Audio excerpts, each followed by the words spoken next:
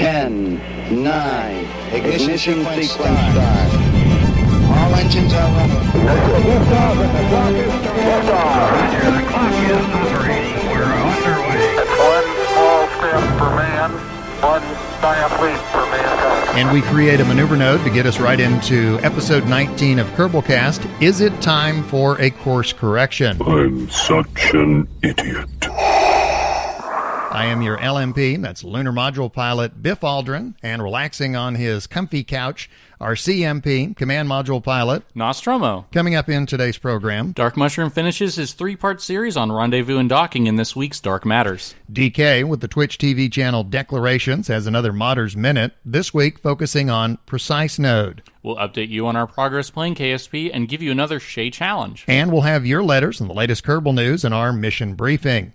This week's But I Digress. Should there be a digress? Yeah, that's going to be our But I Digress segment. Should there actually be one? This is the most meta thing ever. We're digressing on digress. We're breaking the fourth wall completely. Yeah. Now we're getting opinions, some very mixed opinions about But I Digress. Yeah. So people want us to drop it. People want us to keep it. And honestly, we have gone back and forth this last week. So we're going to consult your opinion. Yeah. And, it's you guys are listening, and we want to hear your opinion on what you want to listen to. Yeah. I actually, at one point, it was like, okay, we're going to get rid of But I Digress. And then it was like, somebody wants us to keep it. Okay, we're going to keep But I Digress. Yeah. Oh, somebody hates it. Okay, we're going to get rid of But I... It's been like that all week. Yeah. So it's been this fun little tennis match. I've been texting you all week. It's like, But I Digress is off. Yeah. But I Digress is on. Okay, we're not going to do it. Yeah. Okay, we're going to do it. Watch these 3 movies. Watch them now. Don't watch them. Okay, forget it. Wait, I'm halfway through. Okay. I need 3 TVs. Really quick. Podcast is in 2 hours. Got to watch 3 movies. For our But I Digress, we'll talk about should there be a But I Digress. Yeah. We will get your opinion. We will read some of the letters about that. Well, you want to move on to progress update? Yeah, let's go for it. Okay. Do you want to start or do you want me to start? Yeah, I'll go and start. Okay, go for it. So, I have to ask. Yeah. Did you do your last minute cramming? Yes. Okay. Yeah. Good. So anyway, so tell me about the result of your cramming. Okay, so I've been working on trying to get to Minmus, and I decided to ditch the ship that I had been trying to tweak to get there. So remind me, had you gone into orbit or had you passed Minmus last time, or were you still trying to get there? That's whenever I completely messed up my Z-axis. Gotcha. And, okay. Or I don't know which axis it was, but I didn't move the ship in 3 dimensions. Right. I was looking at orbit view 2-dimensionally, Mm-hmm. and so it was matching up. But then I forgot that it does not have it's not on the same plane. Right. So I was like, it's tilted. Yeah. So I was like, oh, okay. So where the ship that I had, it got me to the Mun just fine. Mm-hmm. And it was like built in a triangular formation and stuff. And the 3 symmetry. Yeah, it was hard to steer, but it was fuel efficient. It was the most fuel efficient thing I ever got. So I really wanted to get that one to work. Well, I decided just to scrap it altogether. I couldn't get the thrust to weight ratio nice enough to where by the time I was on my way to Minmus, I had a ship that could actually get me there. I would be on my way, but as far as like closing orbit or and making it home, it wasn't going to do it. You used all your fuel just to get there. Yeah, because anytime I tacked more thrust on to have more fuel by the time I got there, well, it was pretty much all of the boosters were paying for themselves. Right. They're like, I'm getting my way there. Yeah. Oh, wait, I'm supposed to carry things too? Never mind. So I was like, oh, okay, that's not going to work. And that is the most maddening thing. Yeah. Trying to get that right. And there's probably a formula and stuff, but really it's me like put it together, launch it, didn't work, go back, do it again. There really, we talked about this before, but there is the point of diminishing returns. Yeah, because you think you think early on, well, if I need more fuel, I'll just add more fuel tanks and more thrusters, and then pretty soon, everything you're adding is just to compensate for the added weight. Yeah. You're not getting anything extra out of it. Let's say, and I'm just making up numbers here, but let's say a booster has the thrust to carry itself and 2 units of weight. Right. Well, you add more on there, and eventually it gets to the point to where that booster is carrying itself Yeah. and like 0.1 units of weight. Right. You know, and you're like, okay, well, why is that one on there? Right. Because I thought it was going to help. Yeah. Because eventually they all stop, carrying the same amount of weight, and they just start carrying themselves because they weigh everything else down. Also, I don't know if you've had this or not, but once you get past a certain part count, the efficiency of your computer running the game Yeah. seems to really kind of degrade as well. It doesn't want to deal with all that. Yeah. Yeah. It's like, It's like really 1,200 parts. Yeah. I have to come up with that. Yeah. Gee, thanks. Yeah, you put on thermometers Yeah. with symmetry 8. Yeah. Why do you need that? So I know what temperature it is everywhere. Just for that, I'm going to make all your porn sites chug. No. No. Okay.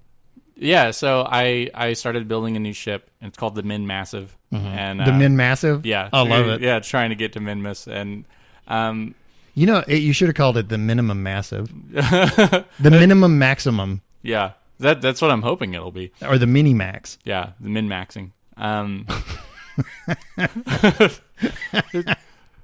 Sorry, This reminds me of that As the Kerbin where he's trying to name the Rolly. Yeah, exactly.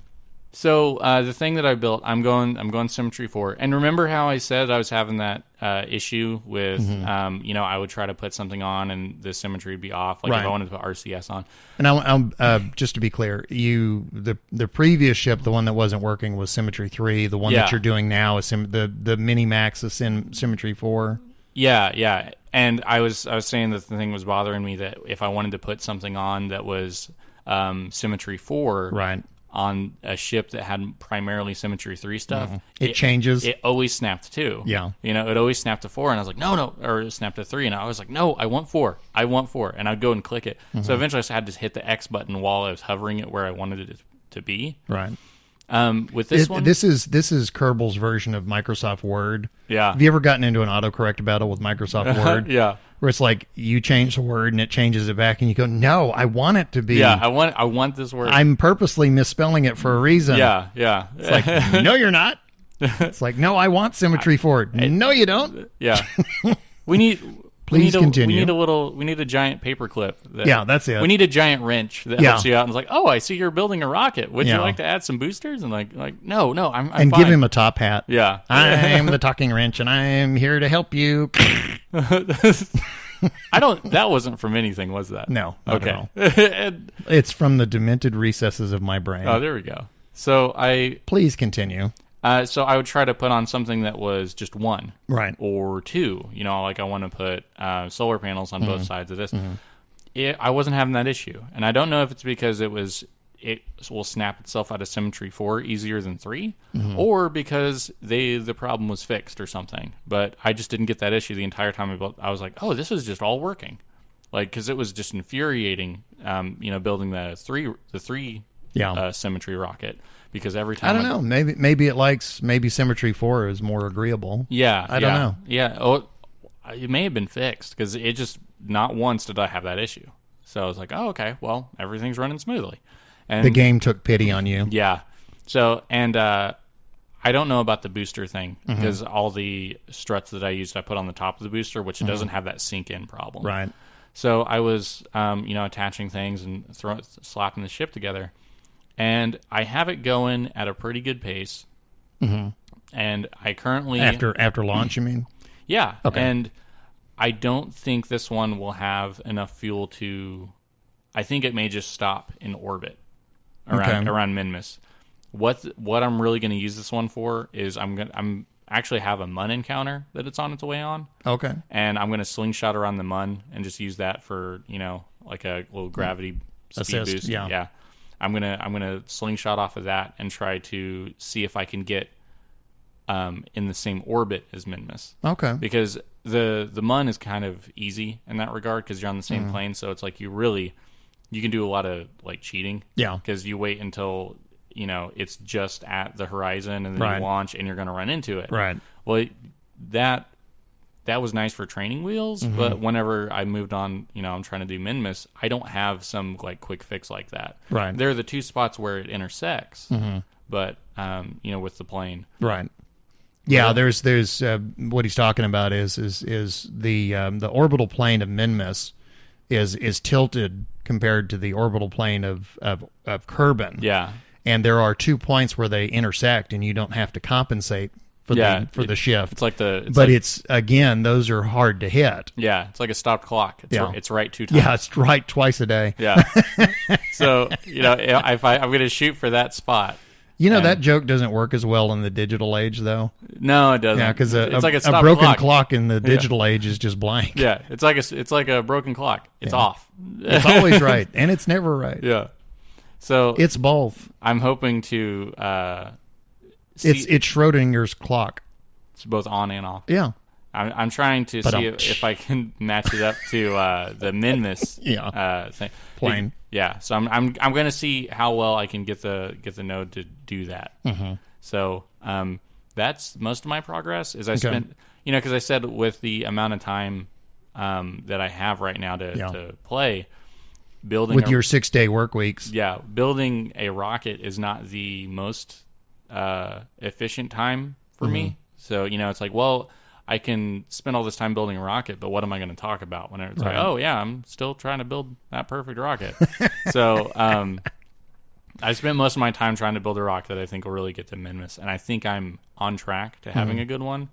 I may search out some pre-builts just to see what other people's Minmus landers look like, because the one part that's really weird for me is the lander, like for the MUN or whatever. Mine are. I don't know if I'm building them the best way, and so I'm gonna start looking at other people's landers to see like what theirs look like, to see if I'm wasting any space or making something too big. I wondered what you meant by not building it the right way. Yeah, like, do you remember my first MUN lander? The thing was massive. The thing could have been its own ship. But the final product that landed there, it had like 5 boosters and all this fuel, and it wasn't going anywhere except back home. Right. And then I ended up even having that wrong because I accidentally spent half the fuel in it. So, well, if I don't know if this will help you or not, but keep in mind the gravity on Minmus is so slight that really? I mean you can put little dinky engines on there, and I mean you can. When you're actually standing on Minmus, if you have your Kerbal jump, I mean he literally will float up before he comes down. Oh wow! Yeah, the gravity on Minmus is so, well, I guess minimum. Yeah. The gravity is so slight that it really doesn't take much to land and to get back off. Oh, okay.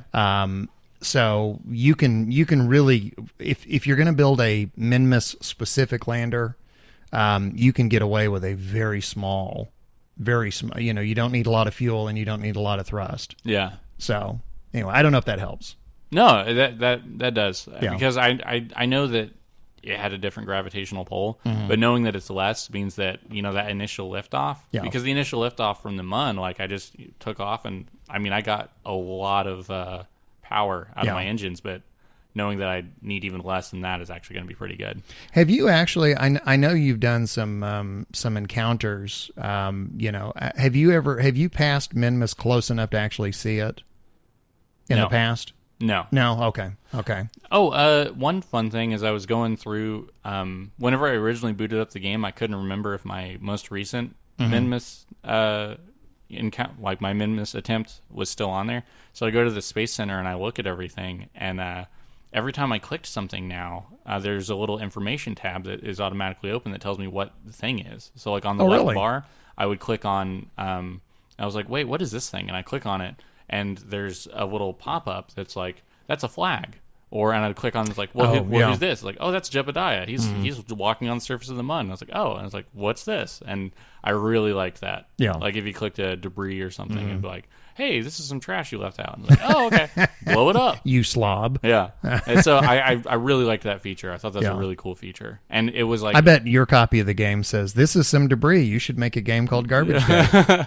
Yeah, but there's the little window is not big. It's not obtrusive. Yeah. It just pops up and you're like, oh, okay, that's good to know. So I was just like, blowing up flags and stuff like that. I was like, oh, okay, I'm going to terminate. And then I accidentally, I thought it was Jebediah Kerman's craft. No, I blew up Jebediah. I clicked. I didn't know that their little suits had like explosives in them. Yeah. I mean, it's natural to assume that anything Kerbals has an explosive in it. But yeah, I blew him up, and I went back, and my reputation had gone down. And I was like, oh yeah. Oops. Well, There's no way I could spin that story. Yeah. Like, Kerbals apparently have no survival instinct whatsoever. Yeah, my I don't know, my PR team is really scrambling on how they're going to do that press release. Like, oh wait, you did what? It's like, yeah, I blew up Jebediah. Well, he was terminal, and that's the way he wanted to go out. How did he blow up? I clicked the button that blows him up. Well, I'll be real curious the first time you actually see Minmus, because it really is interesting. Compared, because the Mun looks very much like our moon. Minmus is very different. Yeah. So the first time you see it, it's like, wow, what's funny is my ship's on the way to that gravity assist from the Mun, and it's silly. I've passed by it. I've landed on it a couple of times now. I'm excited to go past by. It's like, oh, I get to see the Mun as I drive by. Yeah. It's like I have to fly by. It's like, hey, it's there. Yeah. And I've seen it so many times, but it's still cool to fly by it. Yeah. Because like, hey. I've been playing this, for. Didn't we establish that I passed the 1 year mark at some point? Or oh yeah. Yeah. As long as I've been playing this, I still, whenever I go around the Mun, I still just marvel at that thing. Yeah, I think you spend a lot of time in space, just like flying your ship. Yeah, like I am flying through space. You know, and you're waiting for the next thing, or you're time warping, or so whenever you see something, it's like when you're driving on like this really Kansas wheat field, and you're like, there's nothing. Hey, a cow! Look at that cow! Oh man, that cow's so interesting. There's nothing but fields, and there's that cow. This is so cool. And then you pass the cow, and you're like, okay. Yeah, the cow's billboard. Going, what are you looking at? Yeah, a billboard. There's a Denny's. Oh man, Denny's is so fun. Okay, there goes the billboard. So you're driving on this like really remote. There's nothing interesting. You see something, and it's like, oh, except you're seeing. I'm assuming your radio is broken. Yeah. So and then you see something like a planet, and you're like, whoa, it's a planet. Well, I still get excited just being in orbit around Kerbin. Because I'm getting to the point where, and I can't do this with much, but I'm getting to the point where there's a couple of features that I've gotten used to. And so when I'm in orbit around Kerbin and I see those features go by, there's always that little twinge of, hey, I recognize that, which, I can imagine, there's an astronaut, on the space station right now that's been tweeting out a lot of pictures.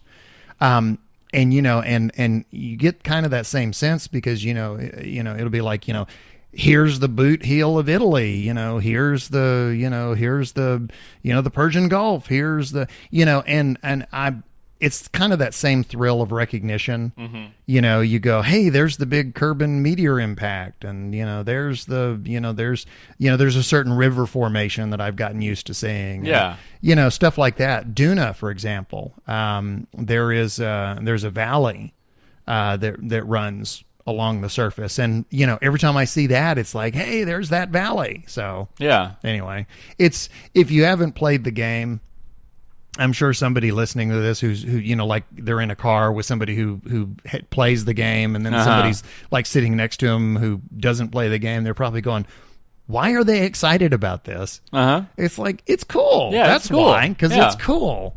And shut up.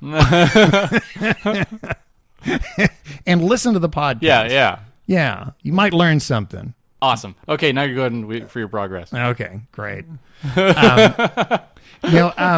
Okay, I had mentioned before that I had installed Roster Prop Monitor, which gives you all of the gee-whiz instrumentation in the capsule. I have spent the last week trying to fly strictly from a cabin view. Honestly, I feel like a novice again. I feel like I've gone back to zero. Yeah.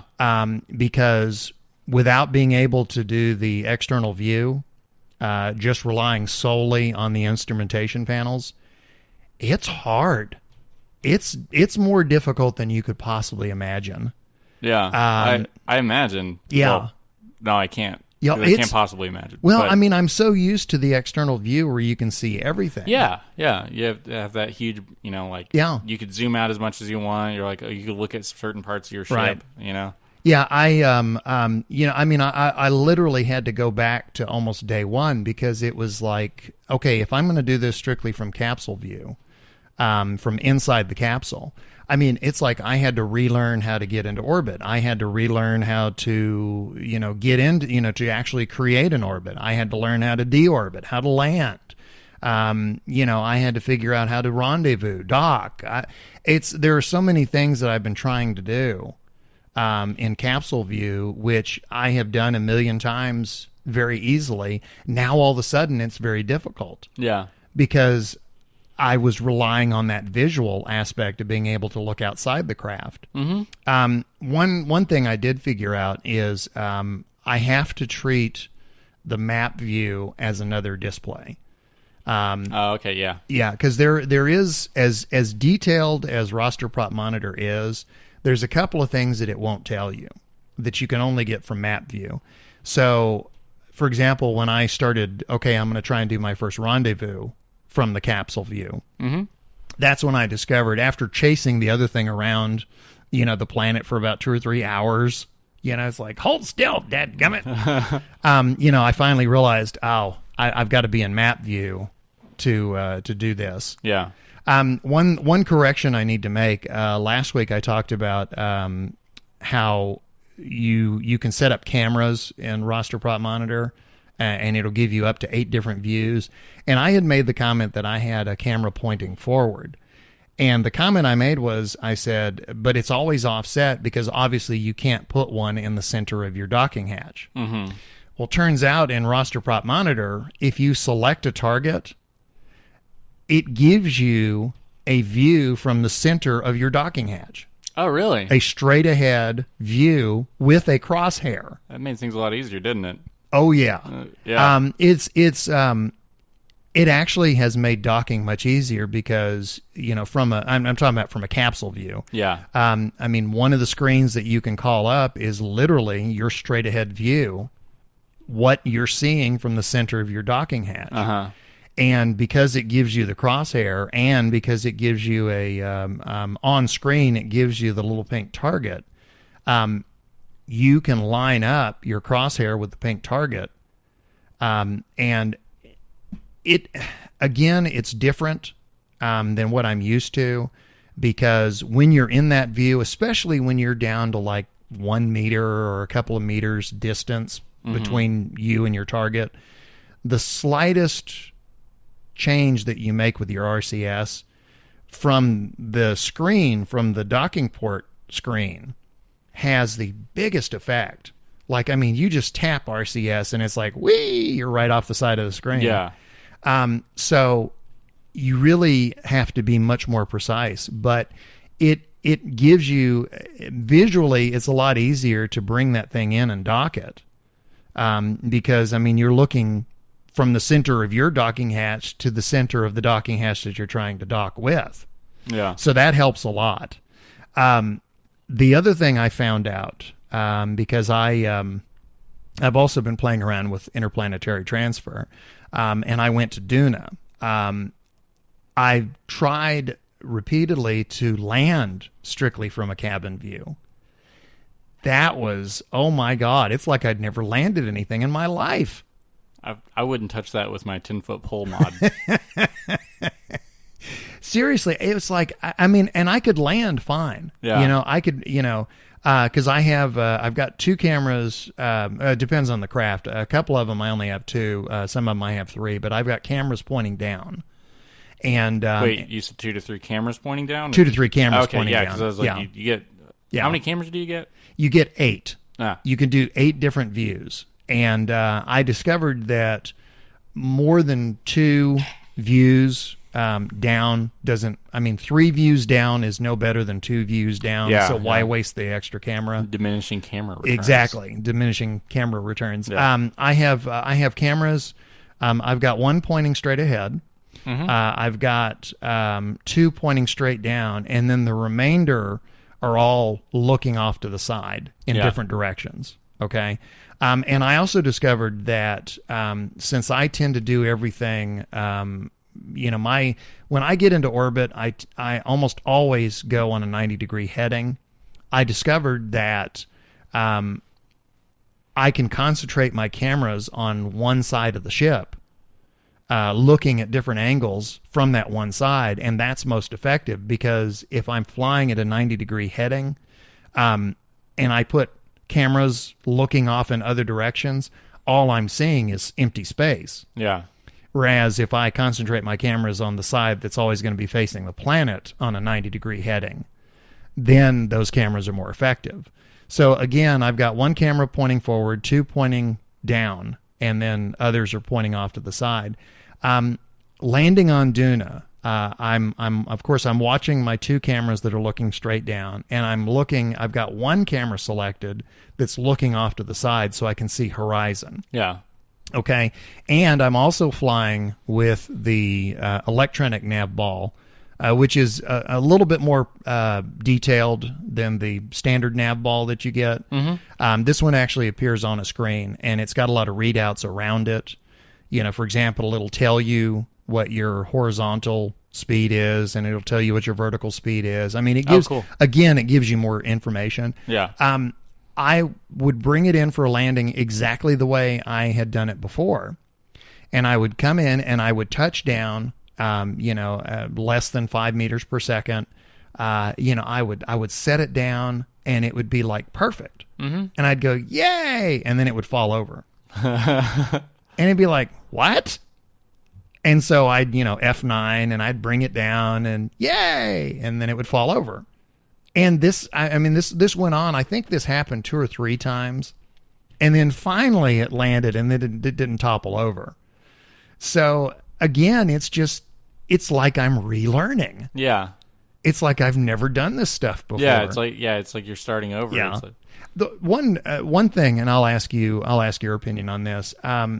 Do you think that if you're obviously the whole idea behind flying in a capsule view is, you're trying to be as realistic as possible. Yeah. Because obviously astronauts can't do the external view. Mm-hmm.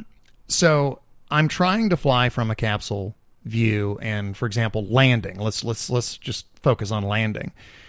Trying to land from a capsule view, there's got to be a line between gameplay and realism, because there are certain realistic aspects that I'm never going to get in the game.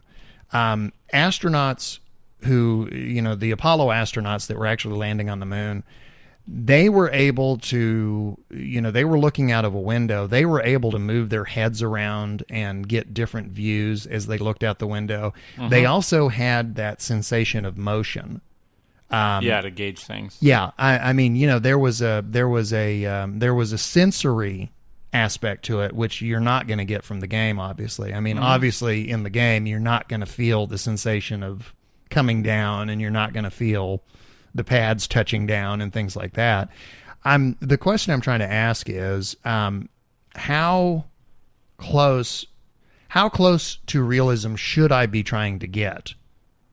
Understanding that there are some aspects, some inputs that I'm just not going to have. It's like, how real can you get with it? I mean, some people, they've built cockpits and stuff, and they've actually. I guess the question is, how real should I try to get with it? Understanding that there's some critical ingredients that I'm just not going to ever have. Yeah. I mean, you're not. It's like you can simulate as much as you want. There's a reason it's still the simulation, right? Right, because it's the cameras that I'm talking about, they're stationary. You can't move them. So, even though I'm getting a horizon view, or I'm getting a view straight down, one thing that I can't do, which the astronauts could do, is I can't move my head around like you can with a window. Yeah. I mean, you can, we've all done this on an airplane. If you've got the window seat on an airplane, you can press your face up against the window and you can, try and look as far back as you can and try and look as far forward. Yeah. And, even though it's a stationary window. Yeah, you can see the thing on the wing. Yeah, you can change your perspective just by changing the orientation of your face. There's something on the wing. But yeah. Twilight Zone. Yeah. That's little Shatner. Yeah, that's a Shatner. Shatner. Or John Lithgow, depending on which one you want to go with. Yeah. It depends on how willing you are to deal with the frustration of not having those certain things. Yeah. So if you really want to go, I want this to be as realistic as possible. Right. Well, if you're starting to get frustrated with it, the moment you stop having fun is the moment you're kind of in it for the wrong reason. You know what? That is a good answer right there. That's my gauge. The minute it stops being fun. Yeah, because it's like you want it to have like a certain hey, you feel. get brownie points. Yeah. That was a very good answer. I like that. Yeah, you want it to have a certain like appeal to you, Yeah. you know, and the appeal is I want it to be realistic. But you didn't go through, this isn't your job. You didn't go through months of training. You're not at a special compound where they train you how to do all these things. So, and also, I mean, if I crash, I'm obviously not going to die. Yeah. So whenever it becomes frustrating and you don't want to do it anymore, well, then you may have gone too far. Yeah. The one thing that I really do miss, as challenging as cabin view or capsule view, I guess, has been, the one thing that I really miss, Kerbal Space Program is not what I would call a graphically dynamic game by any stretch of the imagination. Yeah. But it is a very pretty game. It really, when you're in orbit around planets and when you're, orbiting the sun and whatever, I mean, you really do get some really nice views. And not being able to see my ship in orbit going around a planet and, only being able to see the camera views of the planet and things, I really miss those external views, because I love to set the camera, when I'm in external mode, I love to set the camera to free. You can select different chase, auto, free. I love to select free, and I love to do it where the horizon line is horizontal across the screen. Not vertical, horizontal. Yeah. And it really is kind of cool to either watch your ship from the front as the planet's surface passes underneath you, front to back, or to look at it from a reverse angle and then watch as the scenery passes you from the front. Yeah. And it really is. I mean, I can spend a certain amount of time playing the game where all I do is sit there and just marvel. Yeah. And, I've created my stable orbit, and now I just sit there and I just marvel at my ship as it orbits, and I watch the scenery pass under it. So that's one thing from capsule view. That's one thing I really miss, is being able to do that. Have you had anything like whenever you're flying, something happen, like something break off or whatever, and you couldn't see it with the cameras? Yeah. Okay. Yeah. You're like, what was that noise? Yeah. It's like, you can't see it on any of the cameras. And you're like, well, I hope that wasn't critical. Yeah, like Firefly. Did something just fall off my ship? Now, there's one other thing I will say. Remember, I mentioned that I had gone to Duna and then came back. There is one of the original Star Trek episodes called Balance of Terror. That was the first episode that we ever saw the Romulans, and he made the comment they had crossed over the neutral zone and then they were trying to get back. And he made the comment about, "It is good we approach the neutral zone.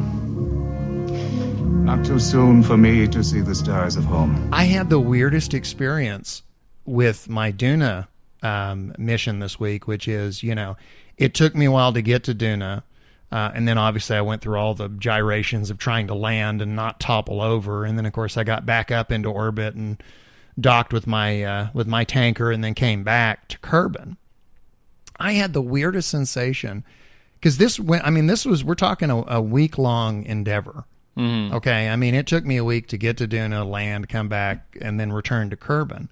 When I got back to Kerbin and I could see, there in the distance, there was Kerbin and there was the Mun, I had this twinge of nostalgia. Like, I'm home. Yeah. I mean, as crazy as that sounds, I felt like, I'm back. Yeah. It's like I had gone to this faraway place and I, managed to make it back home. And it's like, there's home. Mm-hmm. And I had this, I realize I'm really, really stretching the analogy here, but yeah. I mean, I kind of felt like someday when we actually do get to a point where we can efficiently travel long distances in space and come back, I mean, I can see people having that reaction to the Earth. Yeah. Let's say we go all the way out to, to Jupiter or something, and then, or, even beyond that. When you come back and there's Earth, it's like there's home. You get this twinge of nostalgia, like it would have to be a massive feeling. Because, I mean, like you're on a road trip or something, and you're on the last couple legs, like hours of the drive, and like you're starting to see all the familiar stuff, and you're like, oh, okay, yeah. I mean, imagine seeing your planet again. Yeah. Because whenever, and this is by no means me saying that I understand or, completely, comprehend that feeling. Whenever the guys were going on the moon and stuff, Earth is right there. Like, you can see it. Sure. Imagine going so far you couldn't see Earth anymore. Yeah. And then, all of a sudden it's in view. Right.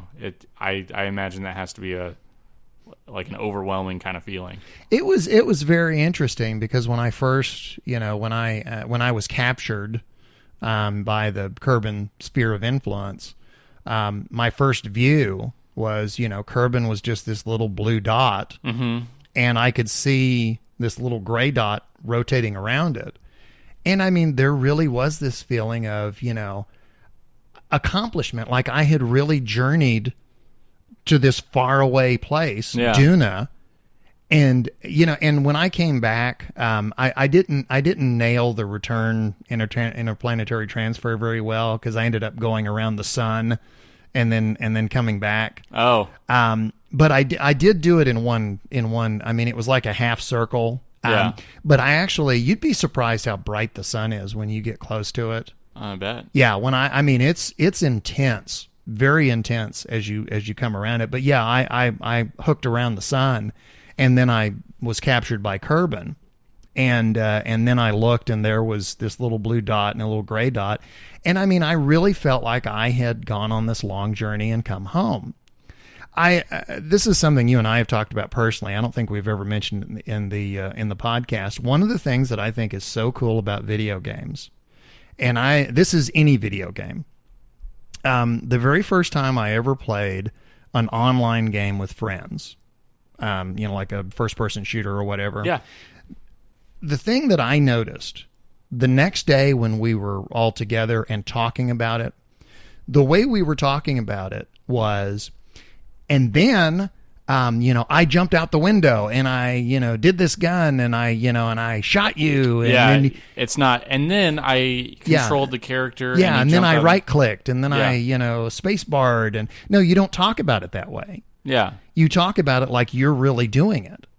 And I think that's, for all the naysayers about video games, I think that's one thing that they miss is that video games, they relate to something very visceral.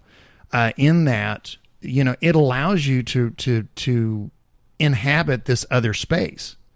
It enables, and human beings, we insert ourselves into those games. Yeah. We aren't controlling, when people play Halo, they don't talk about how, and then Master Chief did this. No, they say, and then I did this. And Kerbal is the same thing, which is, I could say, my crew was Jebediah or whoever, Jebediah went to Duna. No, I went to Duna. Yeah. I came home from Duna. And so that's, to me, one of the biggest appeals of video games is always that you get in there and you lose yourself. I know that you really enjoy playing Payday 2 with friends. Mm-hmm. When you talk to them, how do you talk? Yeah, I talk about, and then they bust in through this door, and like we're trying to. I say we or I or it's all these like personal pronouns. Yeah. It's like we are doing this. This.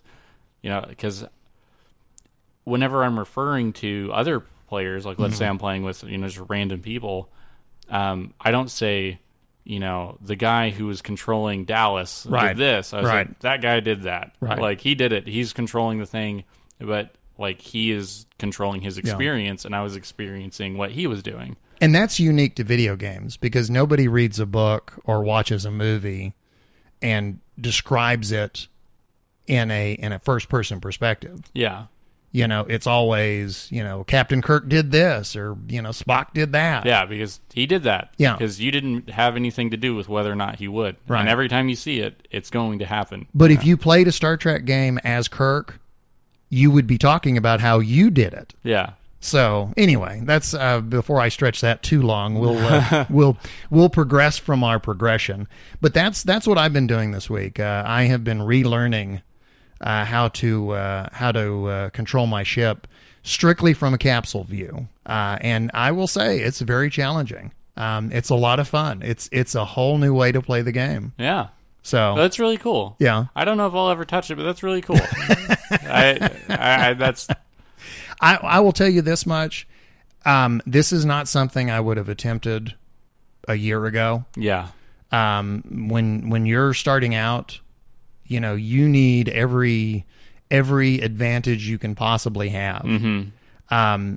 It is because if you're going strictly from a capsule view, if you're looking at your data screens, if you don't know what your apoapsis and periapsis data means, if you don't know what, your horizontal and vertical speeds, and if you don't know what all of that stuff means just by looking at it, there's no way. Yeah. There's absolutely no way you're going to do anything. You have to have basically flying the game from the external point of view visually teaches you what all of that means. And there is a point at which you can take out the visual aspect and still understand what all the data means. And that's when you can start flying by a capsule view. But to start out from a capsule view, I would not recommend it. No. You would come out of it having if you managed to stick with it and got it down, you would have a very crazy level of skill. Yeah.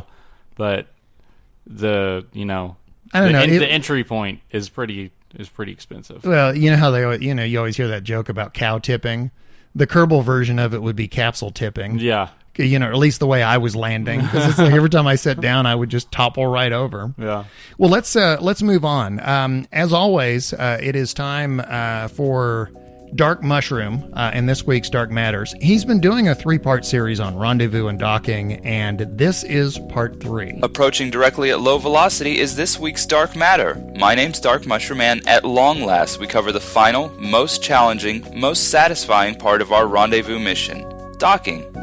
So, let's say Jebediah has mostly matched orbits with her orbiting refueler. Her target, a scant 2 kilometers away, looms ahead above the horizon, full of fuel critical for her Duna mission. With a tight jaw and steely eye, she begins her final approach. On your nav ball, now set to target distance and speed, there are 4 critical sets of markers: your ship's green prograde, the open circle; green retrograde, the X'd out circle; the target prograde, which is a large pink circle; and the target retrograde, a pink dot with 3 pink lines. Don't get hung up on terminology. These symbols just indicate your ship and target's direction of motion. Now, let's match them up. First, take note of where your progrades are in relation to one another. To align them, we want to do small burns on the opposite side of our target prograde. That is, if your prograde is on the left of the target prograde, burn on the right until they sit on top of one another. During this approach, always be aware of your relative velocity, and try to keep it at or under 5 meters per second. If you're approaching too quickly, flip your ship around and burn close to your retrograde on the same side until they match. Then directly retrograde until your speed is under control. If your ship is too massive or unwieldy to easily rotate, you can do all of these maneuvers with RCS using the instructions ahead. Approach to around 50 meters and zero out your velocity by pointing prograde, flipping on your RCS, switching to docking mode in the bottom left, and holding S. If your nav ball is facing north up, the W, A, D, and S controls should visually match your direction 1-to-1. If not, switch back to staging and rotate appropriately. Next, right-click on the most convenient port and set it as your target. Now is also a good time, in staging, to do a rough visual alignment of your ship to the docking port, which I'm going to assume is straight ahead. Repeat this process of realigning, burning forward with W, translating left and right with A and D, and slowing down with S to get down under 3 meters in distance. you will notice the docking magnets activate and attract one another. If you notice any wobbling, turn off SAS and RCS and, with a little patience, your two ships should become one. Congratulations! After wiping the sweat off your brow and breathing for the first time in 5 minutes, spam screenshots of your success at Kerbalcast on Twitter. Also, as usual, send any questions to @darkmushroom87 on Twitter or by emailing kerbalpodcast@gmail.com with the subject line Dark Matter. And remember, in the words of John Powell, there's the whole myth about rocket science. It's not really that hard. It's not brain surgery. It's funny. I never thought of it that way. Yeah. Yeah. I guess brain surgery would be the more difficult of those two. Yeah, the two. I don't know. That was very good. Yeah, as usual. It's amazing how he takes these very complex things and just boils them down. It's like, oh, here's a couple minutes. I'm going to tell you to do this thing that, like, you'd have to read pages of text in order to get down. Well, don't forget, as always, if you have a question for him, be sure and send them in because Dark Mushroom is there to answer the questions. Yeah. Well, let's find out what's going on as far as letters from listeners. And Kerbal News as well. Time now for this week's mission briefing, and I will let you start. What do you have first? From Stevie. Hey, Biff and Nos. First off, thanks for an amazing podcast. I was a bit late finding your show and have just managed to catch up to episode 18. Well, hey, we're glad to have you. Yeah, thank you. I don't even listen to episode 1 anymore. You know what? To me, it's like I try and forget that episode 1 exists. I don't know. I don't know if we ever. I go back and if I listen to it now, it's like it's so painful. Actually, I don't mind listening to it. I'm not fond of the memory of making it because it was our first thing. But I don't know if we ever mentioned it. But when we recorded episode 1, we did most of it, and then that was whenever we realized we left the mic off. Oh yeah. I had forgotten about that. We recorded like 20 minutes. Yeah. Like we took a break and we came back. We're like, all right, and we recorded it, and it was like the best the show would ever have been. Yeah. And then we look over and the mics weren't turned on. Yeah. And we're like, oh. That's when we discovered we should wear headphones. Yeah. It's like we need to go over this again. Back to Stevie. I've been playing KSB for a bit under a year. Don't know how many hours I'm on. Probably several hundred. Lots of games and lots of sandwich time. That's your term. Yeah. Sandwich time. Been to the Mun, Minmus, lots of times and built bases on both. Gone to Duna a few times. Haven't gone too much further than that, as I like playing with Remote Tech 2 and TAC life support, which both make it harder to get too far without lots of pre-planning. And my physics degree probably helps that too. Oh, you just got to get a physics degree. Yeah, that's all you have to do. Well, hey, it's just rocket science. It's not brain surgery. Nas mentioned in the latest podcast that he was having a problem with his controls being occasionally unresponsive when leaving Time Warp. I, too, have had that problem at times. It's almost always my fault, but sometimes it might be a random bug. So it's his fault my controls aren't working. That's exactly right. Stevie, you got to lay off, man. I'm trying to play the game. Now you got a scapegoat. The number one cause is that I'm still in Time Warp. I've lost count of the times I've hit the Time Warp key enough and thought, what's going on? I'm going to miss the node. This launch was a waste. I'll have to revert. Oh, I'm still in Time Warp. And I don't know why I didn't think of that. That is such a good solution to the problem you were having. It never occurred to me. You can be like, let's say you're in 5 times Time Warp. Yeah, it's hard to notice in space. It's hard to notice because you were going, I don't understand why my ship's not being responsive, and it's like, I don't actively remember enough to think if that was the problem, but I wasn't able to steer the ship. Yeah, which I've been able to steer a ship in Time Warp. If you can do if you're in Time Warp where it will only do a maximum of 4 times, you can still steer. Okay. If it immediately jumps to 5 times Time Warp, then you cannot steer. Yeah. If I experience the problem again, I'll double check it. So right now, maybe I was in Time Warp. I'm not sure. But you know what? That's such a good solution. And it didn't even occur to me. Yeah, that is a good solution. I think that mine still may be a different case because I couldn't turn my RCS and SAS on and off. Well, you can't do that in Time Warp either. Really? Okay, maybe I was in Time Warp. Yeah. Okay, maybe I'm in denial. I'm kicking myself for not remembering who sent this in, but somebody told me, they gave a tip, and I think it was on Twitter, but they said that if you do want to do a Time Warp where you still have control, Again, you can't do more than 4 times, but the 4 times time warp only kicks in if you're like close to a planet. Yeah. If you're further out from a planet, but you still want to accelerate your time, but still have control as well. You know how you use the period and the comma key to increase or decrease time warp? Yeah. Alt period or comma key speeds it up or slows it down, and you can still control it. Oh, really? Yeah. Oh. Yeah. So wait, alt period or alt comma? Yeah, it's like if you want to increase it, it's here. I need to look at the keyboard. Yeah, it's alt period increases it. Yeah. And allows you to have control. And once you've increased it, then alt comma brings you back down. Obviously. Okay. So. Yeah. That may have been the problem I had. That was a neat tip. I actually, yeah. Like for example, it's like I don't know, something so small, but that was the thing that.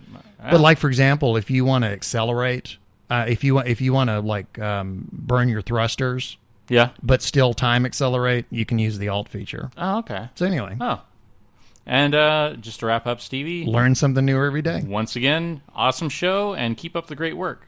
Thanks, Stevie. That's really Thank helpful. you very much. Fly safe, and don't forget the parachute or solar panels, batteries, snacks. Yay! We have a new sign-off. All right. It's over to you. I love our sign-offs.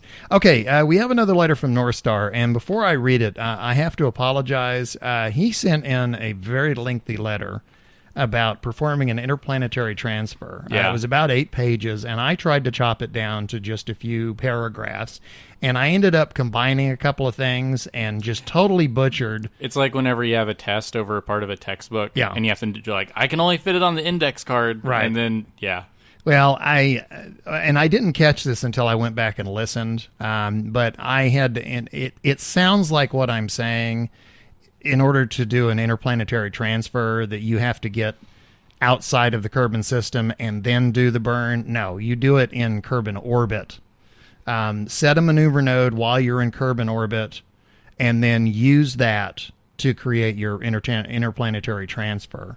And as we'd been talking about with orbital rendezvous, interplanetary transfer is like, it's very similar to orbital rendezvous, just on a massive scale. The same principle applies in that if a planet is further away from the sun, it is at a higher altitude relative to you. Consequently, you're moving. If you're on Kerbal and you're trying to get to Duna, because it's further away from the sun, is moving slower relative to Kerbal. Kerbal is moving faster. Therefore, if you want to go from Kerbal to Duna has to be ahead of you in the orbit for you to make an efficient transfer. And that also works in reverse as well. So anyway, I messed that up. I apologize. We'll talk more about interplanetary transfer later on.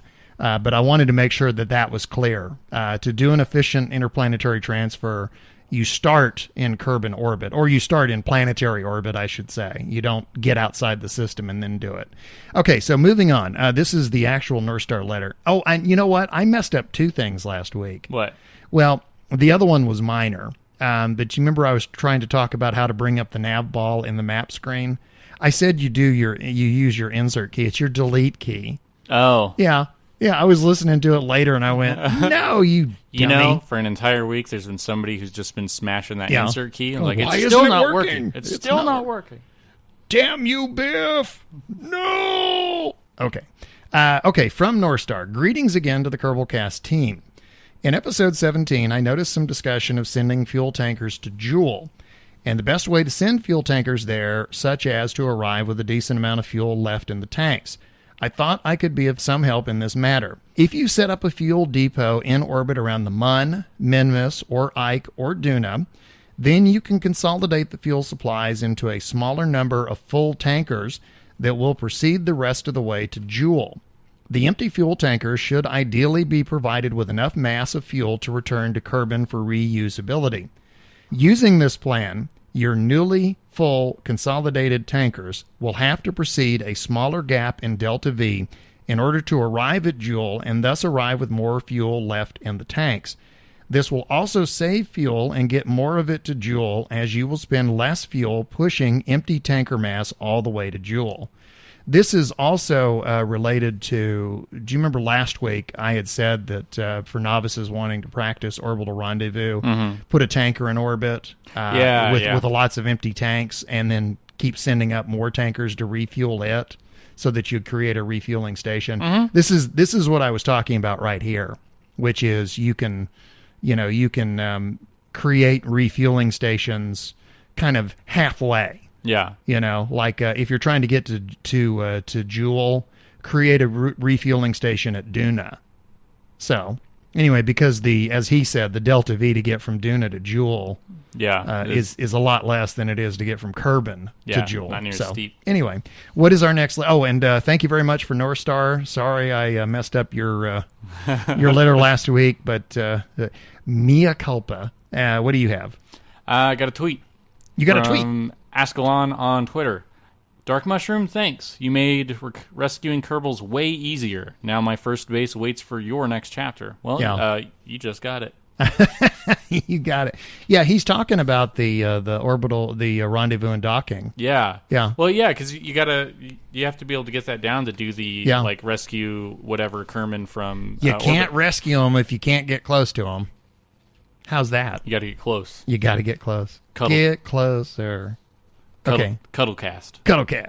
Okay. Is it me? Yep. Okay.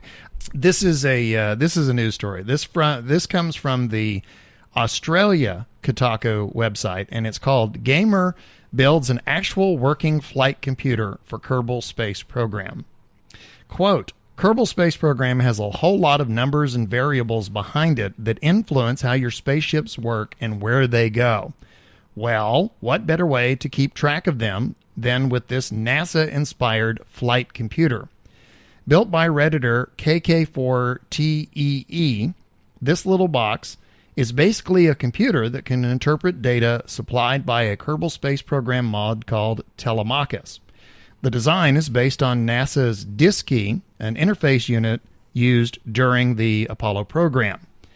It's heavy stuff. It really shows how deep Kerbal Space Program is and how much there is to the game beyond building rockets and having them blow up. There's a lot to fall in love with, and I guess that building a working flight computer is just one geeky and awesome way to show that love. And I actually tweeted out a link to this story, so if you'll check out our Twitter feed, at Kerbalcast, you can go to the actual story itself. It has pictures. And it's cool because it really does look like the NASA. It looks like the Apollo onboard computer for the LEM. Oh, nice. Yeah, the computer that has the noun verb interface. Yeah. Okay, that's what it looks like. Huh. It is so cool that. Yeah. I just again. Eventually, there's going to be like a whole somebody's going to make a mission control desk and stuff, and there's going to be a bunch of ashtrays and. I'm still waiting. I am still waiting for the Matrix interface, where they have a data port in the back of my head and they just plug me in, and I can just be in the game. So you can have some tasty wheat? Yes, I want some tasty wheat. And, and I'll take the lady in red with me on the flight. Oh, yeah. From Matt BP. Hi, Biff and Nos. Hello. Regarding Biff's right-click problem, don't worry, you aren't the only one. Yay. I first noticed this problem while playing the game in windowed mode, not full screen, and trying to left-click icons like files or folders on the desktop while KSP.24 was running in the background. Upon left-clicking to try to open a file or folder, my computer would think I right-clicked and the file doesn't open. The fix for this is to simply right-click outside KSP and then left-click will work as normal. I also get the same problem Biff was describing, where spamming the right mouse button is the only way to right-click a part. However, I've noticed the amount of times I have to click the right mouse button increases as I play the game for longer periods of time. I found it becomes unplayable after an hour or two of gameplay. This started with 0.24. Oh, it started whenever the... Well, remember the when 0.24 came out, just a few days later, they tweeted out, they said, if you're having problems with the right click, we've released a fix. Okay. And it did fix it. Yeah. But... the longer you play, I haven't correlated gameplay time. With me, it seems like the number of times I revert. Yeah. But what I may be doing there is I may be interpreting the length. It may not be the number of times I revert. It may be the amount of time I'm actually playing. So that's a variable I hadn't considered. I haven't managed to find a permanent fix for this problem yet, apart from using the tracking station or restarting the game entirely. But hopefully this will give you some insight into the problem and keep up the good work. P.S. I play the 64X version of KSP 0.24 on Windows 7. It would be great to know if any other listeners have this problem on another operating system like Mac or Linux, and if this bug is both in 32 and 64-bit versions of KSP. Yes, please pass that along. I actually forwarded that letter to Max Maps at Squad. I just said this might be of interest because I know that you remember he said that they listen to us. Yeah, because they pick up things. Okay, so he was talking about the problem, right? And you've been saying but you're doing it on Linux, so I guess that answers. I have a copy of it on Linux, but I primarily play it on my laptop, which is Windows 7. Oh, okay. Yeah. So because actually you have the same setup he does then. Yeah. So yeah. Ooh. What I did was I was playing the Linux version initially, and then that's back when I got my gaming laptop. Yeah. And ever since then it's been Katie bar the door. So what I love about this is something that's brand new for me. I've never had this experience because I've been a PC gamer since forever. Okay, it was honestly I did not have a console for the longest time. I was a PC gamer long before I was ever console gamed. Yeah. Who goes next? It's yours. It's my turn. Yeah, okay. This comes from the KSP website. It says, quote, we are pleased to announce a new milestone in the development of KSP Update 0.25. Experimentals. Tests are being made and things are being tightened up in this final phase before release. Keep an eye out on Tumblr and all of our other official channels for further news. And it's your turn. From Polygon.com, pre-orders have begun on Amazon for the Homeworld Remastered Collector's Edition. Okay. I'm the one that threw that in the pile. This is completely non-Kerbal related, but Homeworld was one of my all-time favorite games until I came across Kerbal, and they are remastering the game. If you've never played Homeworld and you like games like Civilization and Sins of a Solar Empire and stuff, you definitely want to get this. Gearbox Software, which bought the Homeworld franchise during the 2013 liquidation of THQ, has not provided a release date, only a placeholder for the end of the year, but said it hopes to publish Homeworld Remastered sometime this fall. The release includes both Homeworld and Homeworld 2 updated with new ship models and high-resolution textures. The Collector's Edition offers a 12-inch USB-powered light-up spaceship from the series. Yeah, the mothership. A digital download key to get the game on Steam, plus a die-cast keychain and an art book for the low cost of $99.99. I'm the one that added the low cost part because they said $499.99, and I thought, oh, that's I just had to throw in low. I like those collector's editions because it's really funny if the game doesn't go over too well, right? And you see that collector's edition, it's like, oh yeah.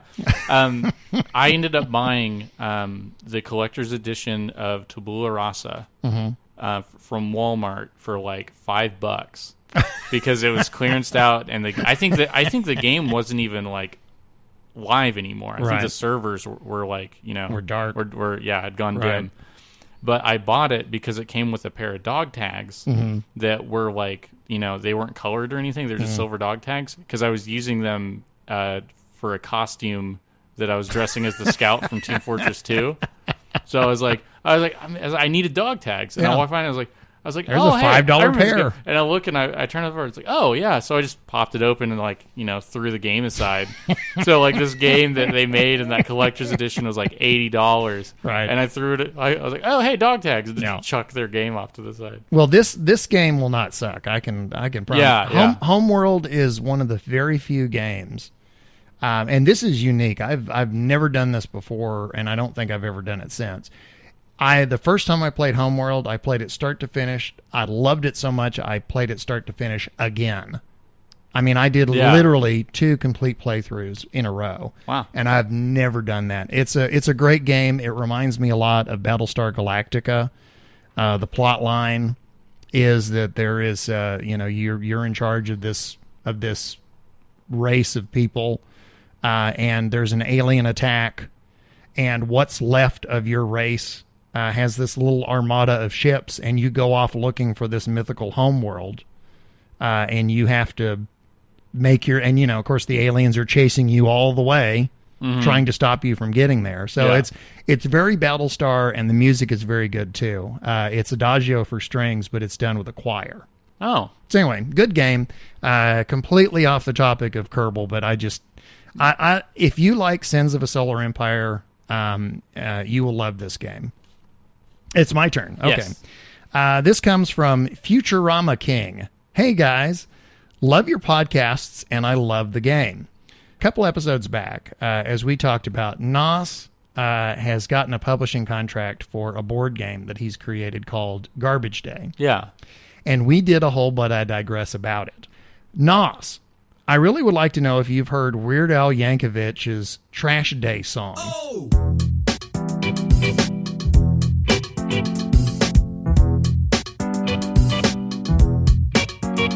It was like the last day before Trash Day. My place was getting kind of nasty. Even though the garbage I knew would reach. Thought that I could leave it for one more week. Then there's something rotten here. Say what? You better hold your nose. Hey, you disgusting son. You better take the trash. Oh, boy, there's a lot in here. And every day it grows. Hey, you disgusting son. You better take the trash. It makes me wanna. Just makes me wanna. It really reminds me of your new game and vice versa. Maybe you should use it as the official game song. And then there's a smiley emoticon. And we have a sign-off. Okay.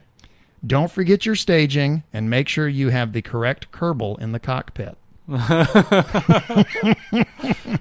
It's like the time that I kept trying to get all the Kerbals out of the cockpit. Yeah, I figured that would be perfect for you. Yeah.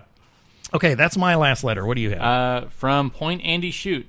Hey, Biff. Nos. Hello. I'm still catching up from the start and have just finished episode 11 where you discussed .24. I am a new player with about 50 hours and started in a .24 world. I started in career mode but quickly became disillusioned as I felt the contracts were limiting me rather than pushing my development. Episode 11? I can't remember that far back. I restarted in science mode and have been enjoying it ever since. Starting out with the bare minimum of parts is great for new players to avoid confusion, and acquiring science to get new parts is enough to keep pushing me to explore new places. Happy Kerbaling. Cheers from an Australian fan. Oh, thank you. Well, we're going to move on now to Modder's Minute, brought to us by DK from the Twitch TV channel Declarations. This week we're talking about a mod that I could not live without. Precise Node is another mod that should have some, if not all, of its features integrated into the base game. Maneuver nodes are wonderful, but in certain instances you really have to start playing around with them in order to do larger maneuvers with any degree of accuracy, particularly interplanetary ones. Precise Node gives you absolute control over your nodes. You can change precisely the vector and magnitude of your burn. You can change your burn 0.01 delta V at a time. At the risk of overusing the word, it's precise. It also gives you some great key bindings on your numpad for those of us who like to use the mouse as little as possible. Additional features include being able to snap your node to your periapsis, apoapsis, or your ascending and descending nodes, as well as giving you a readout of your ejection angle when you're leaving your current sphere of influence. Again, this is a mod that is simply hard to live without. I recommend giving it a try, and chances are you simply won't be able to go back to not using it. All right, thank you. Again, DK with the Twitch TV channel Declarations and this week's Modder's Minute. Thanks, DK. Thank you. Very good. It just amazes me how good. Yeah, we got some good people. We got good people. When you when you come to Kerbal Podcast, you're family. Oh no. No. Don't you like that? No, I don't. If you listen to Kerbal Podcast, you might be a green neck. Remember whenever you crashed into the ground? Yeah. Kerbalcast remembers. Yeah, we remember. Like a good neighbor, Kerbals are there. Okay, we're moving on. We are moving on. Yeah. Ironically, we're moving on to But I Digress. Oh, there's a commentary. Yeah. Okay, so last episode we got a letter, and it was talking about But I Digress, and it actually elicited a lot of response from as opposed to other, illicit. Yeah, from our other listeners. What the letter was about, part of the letter, said that he wasn't too wild about us going off topic for, but I digress. And he's like, it's a podcast about Kerbal Space Program. You guys should actually talk about Kerbal. Yeah, it's like you guys I like it when you guys talk about the Kerbal stuff. Everything else just kind of detracts from what you guys are there for. Yeah, he basically said, it's Kerbal, but you only spend about 50% of the time talking about Kerbal. Yeah. So, we read the letter because we take and like all criticism. Mm-hmm. So, we wanted everyone to know that we do take criticism and what his thoughts were on the podcast. Because we read in a lot of letters, like we could take out the parts where people say, hey, we love the podcast. But we read that because it's but you suck. Yeah. It's like we read the parts where people say, hey, we like the podcast. Well, I mean, we have said since day one, we're going to be honest. I mean, if we make mistakes, we're going to admit them. If we get criticism, we're going to read it. If we get praise, we're going to read it. Yeah, and we like to change the show as we move on and go on and do stuff. We like to have an evolving show instead of this like set thing that we think we have to follow. Well, this letter generated quite a bit of response. And the reason that we're talking about But I Digress in the But I Digress is because, quite frankly, we're a little confused as to what to do at this point. Yeah, we just kind of want to see everybody's perspective of it. So, actually, I'm going to go ahead and read. We had some responses to that letter. I'm just going to go ahead and throw those out. And while you do this, I've got a checklist here. I've got pro and con. Okay. And I'm going to count last week's letter as one. So right now it's like 0 pro and 1 con. Pro digress and anti digress. There you go. So Brent G on Twitter said, don't lose the off-topic parts of your show. Those are great. You've introduced me to movies and other stuff that's been fun. Oh, so I'll put 1 under pro. Okay. Alex B, in response to that, said, agreed. Watched your report on your recommendation, and it was great. Okay, so 2 under pro. Peter R, gents, your show is awesome. I do agree with one of the letters regarding your movie talks. It is a bit boring. Everything else is great. Ooh. Okay, so 2 for con. Yep, keep up the great work and greetings from South Africa. Hey, we're split. We got 2 and 2. We got a tiebreaker. Nope. Oh, do we? From Millen on Twitter, I would suggest you digress about Hitchhiker's Guide to the Galaxy, the book or the movie by Douglas Adams. Okay, it's not really a tiebreaker, it's a request. Yeah, that's a request. Okay. So thanks, Millen. We want to hear from you. Please send us a response on Twitter or send us a response on our email account. Should we get a hashtag campaign going? Let's be obnoxious. Yeah, we could do keep digress, ditch digress. Hashtag yes digress, hashtag no digress. But yeah, we want to hear from you because we have been making alterations to the podcast as we've gone. When we started, we were really scrambling for content. Yes. So we did things like we talked about general space news and we talked about general science news. Yeah. Talked about other games. Yeah, talked about other games and we tossed in But I Digress because the first episode honestly would have been about 5 minutes. Without But I Digress. It would have been without hey, us everybody. Just talking about other stuff. I'm Biff. That's Nas. Kerbal. Bye. Yeah, we put in some space news. We talked about FTL for a little bit. Yeah, it would have been really short. Yeah.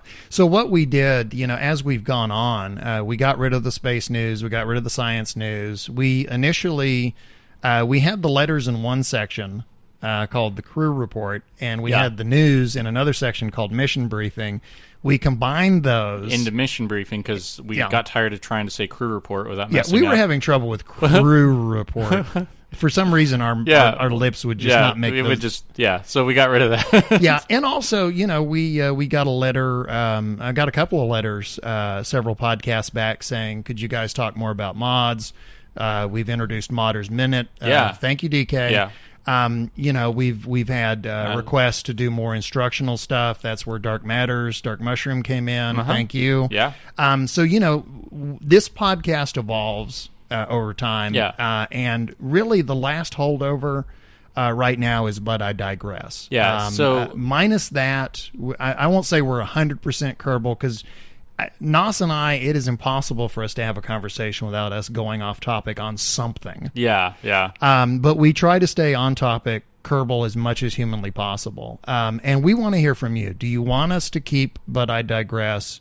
Do you want us to stop doing But I Digress? Do you want us to only do but I digress when we have something to talk about. Yeah, instead of doing the Christopher Nolan movie, Interstellar, will be coming out. We're going to want to talk about that, obviously, because we're both fanboys. Yeah, but if we don't have much to go off of, maybe we won't do anything. Yeah. Another suggestion. Do you want us to put a time limit on Digress? Do you want us to put it at 5 minutes? Yeah, for instance, we just passed a 5-minute mark on talking about this. Yeah. So, like, I mean, just we could play, what we could do, if you want us to keep Digress, but keep it at 5 minutes, I mean, we could literally go, here's But I Digress. If you don't want to hear it, skip 5 minutes. And then we'll be back. Or we can keep it how it is, and whenever you get to that point, you can just skip off. It's like... So what we want to do, we want to hear from you. Gmail, our email account is kerbalpodcast@gmail.com. If you want to send us a tweet... You can do it at Kerbalcast. Yeah. And are we doing the hashtag? Well, yes, digress. We're no digress. We're gonna get the tweets either way. So yeah, I say, I guess so. Make your own hashtags. Yeah. It took me for a while to even understand how that stuff works. Yeah. Just hashtag whatever you want. Yeah, it'd be like hashtag shut the hell up. Okay, so that's probably our shortest But I Digress on record, and it may be our last But I Digress. But anyway, we do definitely want to hear from you. Well, let's move on. It is time for this week's Shea Challenge. Okay, Shea Challenge. I do have a challenge 2 again. For those that have made their asteroid base, another piece is required. A detachable defense system, like a missile or a large array of small ones. I do encourage mods for this challenge. For those he's really doing double duty, because he does, we say the Shea Challenge. It's actually the 2. Yeah, the Shea Challenge is. Yeah, it's the Shea by challenges. For those who decided to take the easier path making a Kerbal cannon, I want you to try again, but this time not on Kerbin. That's right, it's off to the mun. After trying my own design for the Bob Launcher Mark III, I realized that I was getting atmospheric effects. Bob was being slowed down greatly by air friction, and who needs that? On the mun, having no atmosphere, a Kerbal would be able to fly much farther. So my challenge is to get a Kerbal into orbit using only the cannon and his jetpack. Breathe deep, fly far. Fly far, it's usually fly high, especially in no atmosphere. Yeah, you can really fly far. Low gravity, no atmosphere. Well, thank you again. That Shea, another contributor. Yeah. I have to say, I appreciate good batch of folks here. Yeah, I appreciate what everybody. It's incredible the amount of contributions and the quality of the contributions. We get Dark Matters from Dark Mushroom. It's great. DK does Modders Minute. It's great. Yeah, Shea does the challenges. It's great. Of course, we do the podcast. Not so great. Yeah, we get by. We're okay. We're here to fill in between the good stuff. So anyway, well, let's go ahead and wrap it up. That's episode 19 of Kerbalcast. Yeah. Should we make a course correction? Now the title makes sense. Okay, we want to give out some thanks. We want to thank all of our listeners, everyone who's written a letter, and all of our contributors. DK, obviously, Dark Mushroom, and Shea. We want to thank Squad. Thanks for making the game, so we have something to talk about. And so I have something to do. Yeah. The subreddit moderators of KSP Testing and the Kerbal Space Program subreddits. And Kerbal Academy. Yeah, they were nice enough to put a link to our podcast on their front page. Yeah, so that really helped us in the beginning. They plug us, we plug them. Yeah. And Professor Soap has made all the music for the podcast. No, he didn't. He didn't make the music. He made music and we used it. No, he made it just for us. Yeah, just for us. That's what he was thinking about. All the music you've heard on the podcast is by Professor Soap. You can find him at facebook.com/Professor Soap. If he wasn't thinking about us, he would not have done a song called Spacetime Fabric. It's called Spacetime Fabric Softener, actually. Whenever I send it to you, it's abbreviated. He's actually on tour right now. Is it really? I'm pretty sure he's on tour. So you can look up tour dates and see if he's moving around. I think it would be so cool if, Dove was sponsoring the tour. Dove Soap. Yeah. Or like Right Guard. Yeah, if that's the Professor Soap Right Guard tour. If he sold soap at his shows. Yeah. Okay, so if you ever want to get in contact with us, you can find us at kerbalpodcast@gmail.com or on Twitter at Kerbalcast. And as always, you can download episodes directly from kerbalpodcast.libsyn.com, or you can subscribe to us on iTunes. And that does it for this week's edition of Kerbalcast. As always, may you always have a star to steer by and enough fuel to get you home. I am your LMP, Lunar Module Pilot Biff Aldrin, and our CMP, Command Module Pilot, Nostromo.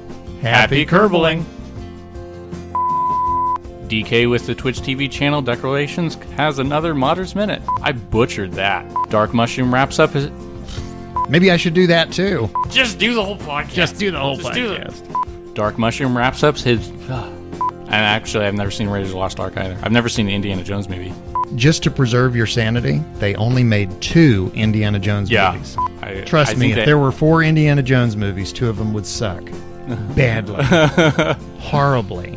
Dark Mushroom wraps up his... DK with the Twitch TV channel Declarations has another... This is really bad. First off, thanks for an amazing podcast. I was a bit late funding. Yeah, fund us. Using this plan, your newly This comes from Kotaku. Did I say that right? Kotaku? Kotaku? Yeah, Kotaku. Okay, thank you. Hakuna Kotaku. Hakuna Kotaku. Quote, Kerbal Space Program has a lot of numbers and variables. Happy Kerbaling. Happy Kerbaling. Happy Kerbaling. Kerbaling. Happy Kerbaling. Happy Kerbaling. Yeah. Happy Kerbaling. We're fading out. A little bit softer now. A little bit louder now. A little bit louder now. Never mind.